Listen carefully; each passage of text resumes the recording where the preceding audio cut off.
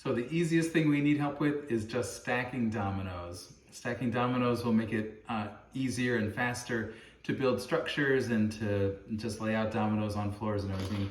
And it's super simple. We have a tray, we have a massive pile of dominoes, and all you have to do is stack them into, say, groups of 10 or so, and put them onto trays. And they don't have to be super neat, right? And they don't have to be like, super close together. Just stack them up like this. And then when somebody builds something, they can just pick up a stack and then lay down the stack into a structure, and it just makes everything a lot faster. Thank you.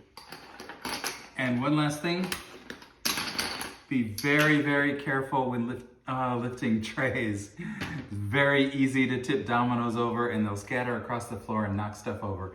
So either just slide them on the floor or just be super careful. Thank you.